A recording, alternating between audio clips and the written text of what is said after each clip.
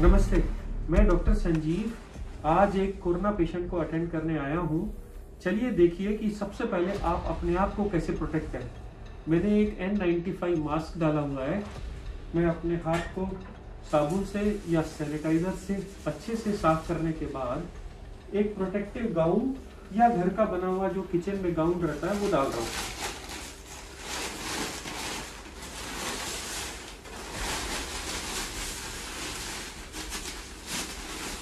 आप एक बार अच्छे से गाउन से प्रोटेक्ट होने के बाद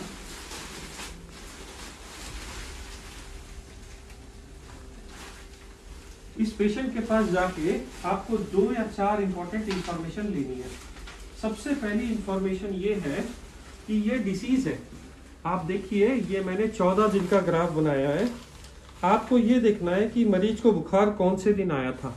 ये नॉर्मल कर्व है। पहले 5 दिन बुखार बढ़ता बढ़ता बढ़ता 10 दिन में बहुत बढ़ जाता है और 14 दिन में उतर जाता है। हमारा मरीज आज कौन सी स्टेज पे है? सर, आपको बुखार कितने दिन से आ रहा है? 5 दिन से आ रहा है। आपको सांस फूल रही है या इसके अलावा कोई और सिम्टम है क्या? बॉडी पेन्स है और टेस्ट स्मेल नहीं आ रहा। और खाने भूख कैसी लग रही है? नॉर्मल भूख है। तो अब हम सबसे पहली इंफॉर्मेशन लेते हैं इस पल्स ऑक्सीमीटर से। जब हम पेशेंट को के 1 मीटर के डिस्टेंस में हैं, तो देखिए कि आप एक मास्क डाले हो और मरीज भी एक मास्क डाला हो। आप एक पल्स ऑक्सीमीटर से इनकी ऑक्सीजन चेक करिए, देखने के लिए कि ये कितने सेफ है। रिपोर्ट एकदम नहीं आती, हल्के हल्के जैसे ये ट्रायंगल बनने शुरू हो जाते हैं तब यहाँ वैल्यू आती है। देखिए इनकी ऑक्सीजन है 98। तो इनको 2-3 चीजें बतानी है। पहली चीज कि आप सेफ है क्योंकि आपकी ऑक्सीजन 90 से ऊपर है। 90 से ऊपर कोई भी पेशेंट घर में रह सकता है, आराम कर सकता है। दूसरी चीज, आप आज ये 5वें दिन पे हैं। हो सकता है कि आपका बुखार या आपका सांस बढ़ना शुरू हो और बहुत पीक हो जाए। जो लोग 10 दिन क्रॉस कर गए हैं उनकी बीमारी हल्के हल्के अपने आप ठीक हो जाती है और उनको कोई डरने की बात नहीं रहती। जो लोग 5वें या 7वें दिन पे हैं वो ध्यान रखें, अगर भूख लगना कम हो जाए, सांस फूलना शुरू हो जाए या तकलीफ ज्यादा बढ़ जाए तो हॉस्पिटल आए और अपनी ऑक्सीजन चेक करें कि 90 से कम तो नहीं हो गई। अब देखिए, इन्होंने मुझे कहा कि मुझे भूख कम लग रही है। पहली वाली टाइम पे हम लोगों ने देखा कि कुछ दवाइयां जो हम कोरोना पेशेंट को देते हैं वो हर कॉमन वायरल इलनेस में दी जाती हैं। जैसे कि ये वो दवाइयां हैं विटामिन की जो आपको मार्केट में बहुत सारे मिल जाते हैं। कोई भी ले लीजिए, सब एक जैसा है। ये सिर्फ भूख खोलने के लिए दी जाती है। इससे अच्छा मैं आपको हमेशा कहूंगा, ये वाली दवाइयों से अच्छा आप मरीज को एक अच्छा भरपूर पौष्टिक आहार दो, जिसमें वेज नॉन वेज कॉमन। आप मरीज से पूछिए, साहब आप जो खाना पसंद करते हैं जैसे फल फूल, वेजिटेबल्स, सूप, जूस, वो सब आप फल ताजा ला करके दिन में 3 या 4 बार खाइए। ये आपकी बॉडी का सबसे अच्छा विटामिन है, इससे अच्छा विटामिन नहीं आता। तो ये हो गई हमारे खाने और विटामिन की बात। जो लोग इस कमरे में आएंगे और इनको टच करेंगे, या तो वो साबुन से हाथ धोएंगे या अगर आपको इनकन्वीनियंट लगता है तो आप सैनिटाइजर यूज कर सकते हैं। जैसे मैंने इनको छूने के बाद हमको अपने हाथ को सैनिटाइज कर लेना है। या ग्लव डालने की प्रॉब्लम ये है कि हर बार छूने के बाद आपको ग्लव फेंकने हैं।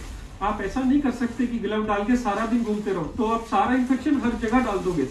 इसलिए हाथ सैनिटाइज कर लेना ज्यादा अच्छा आइडिया है ग्लव डालने के बजाय। फिर ग्लव यूज क्यों करते हैं? जैसे हम सर्जरी करते हैं तो सर्जरी करते ही ग्लव उतार के फेंक देते हैं। अब दूसरी चीज, ये जो मार्केट में दूसरी दवाइयां आ रही हैं सांस फूलने की, तो ये नॉर्मल किसी भी सांस फूलने में, लंग्स के इन्फेक्शन में जो सिट्रजीन, मोंटेलुकास्ट, ये जो सारी दवाइयां हैं ये मार्केट में कोरोना का इलाज नहीं है। ये सिर्फ आपके खड़खड़ या सांस फूलने का इलाज है। और ये कब देना है? जब आपको तकलीफ लगे। जैसे पैरास्टामोल की गोली कब देनी है और कितनी देनी है? बुखार आए तो पैरास्टामोल की गोली लीजिए, शरीर में दर्द है तो पैरास्टामोल की गोली लीजिए। कितनी बार ले सकते हैं? 3 बार 4 बार ले सकते हैं आप। और अगर आपको दर्द बुखार कुछ नहीं आ रहा तो मत लीजिए। अगर आपको खांसी है तो मार्केट के अवेलेबल ज्यादातर सिर्फ एक ही फार्मूले के होते हैं। आप एक ढक्कन भर के, छोटा बच्चा हो तो आधा ढक्कन, बड़ा आदमी हो तो एक ढक्कन भर के 2 से 3 बार ले सकते हैं। सबसे ज्यादा डर लोगों को कोरोना से तब लगता है जब उनको बहुत बड़ी बड़ी खांसी आनी शुरू हो जाती है। चिंता बिल्कुल मत करिए, आपको एक काम करना है, जब आप घर जाएंगे दिन में कोशिश करेंगे कि आप उल्टा सोइए। आपका ये सवाल हो सकता है कि मेरी ऑक्सीजन तो ठीक है तो मैं उल्टा क्यों सो। प्रॉब्लम ये है कि जब भी आपकी ऑक्सीजन कम होगी तब आप बहुत इरिटेबल हो जाएंगे और तब तक आप ये नहीं जान पाएंगे कि इसको उल्टा सोया कैसे जाता है। आप अनकंफर्टेबल होंगे। जैसे कि हम रोज के लिए तैयारी करते हैं, एक्सरसाइज करते हैं, जिम करते हैं या कोई भी गेम खेलते हैं तो उसकी प्रैक्टिस करते हैं। इसीलिए उल्टा सोने की प्रैक्टिस। सोना कैसे है?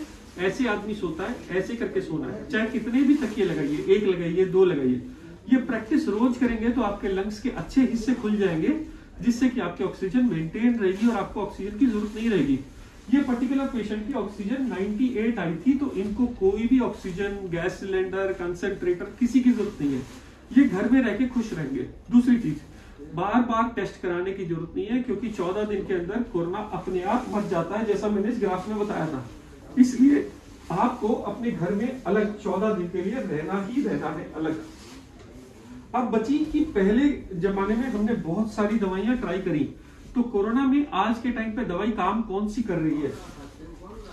आइवरमेक्टिन और रेमडेसिविर ज्यादा काम नहीं कर रही। लोग इनफैक्ट रेमडेसिविर को इतना पसंद कर रहे थे क्योंकि यूएस से आई थी, बट इसका काम पहले 1 वीक के अंदर अंदर है।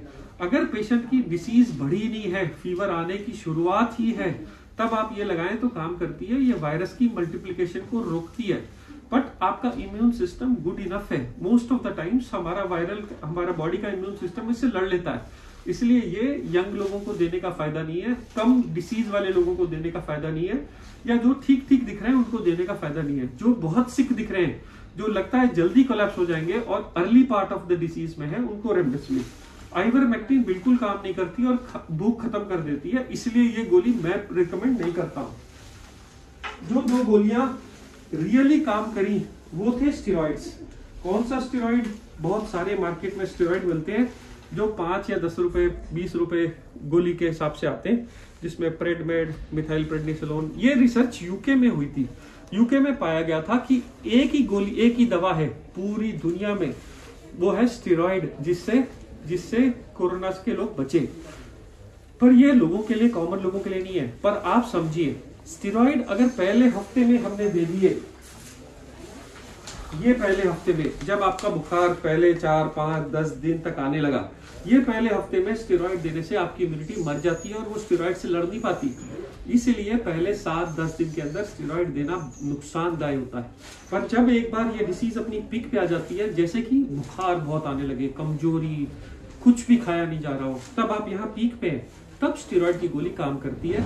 और तभी ब्लड थिनर की इंजेक्शन या टैबलेट्स भी काम करती है।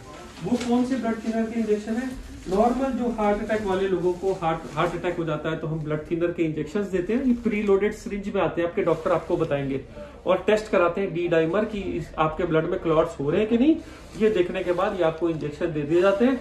अगर इंजेक्शन लेना इनकन्वीनियंट हो तो ये लोग टैबलेट्स दे देते हैं। ये सुबह शाम ली जाती है 21 डेज के बाद, उसके बाद बंद कर दी जाती है। कोरोना क्योंकि सिर्फ 14 दिन का इलनेस है, ये 100% ऑटोमेटिकली रिकवर कर जाता है। 100 में 99% लोगों को सिर्फ ये डोलो पैरासिटामोल की गोली लेकर के ही ज्यादातर ठीक हो जाते हैं। जिन लोगों की बीमारी बढ़ती है उसके हिसाब से मैंने आपको दवाइयां बताई हैं। उल्टा सोना, पॉजिटिव रहना, डरना नहीं और अच्छा खाना खाना आपके लिए रामबाण साबित होगा।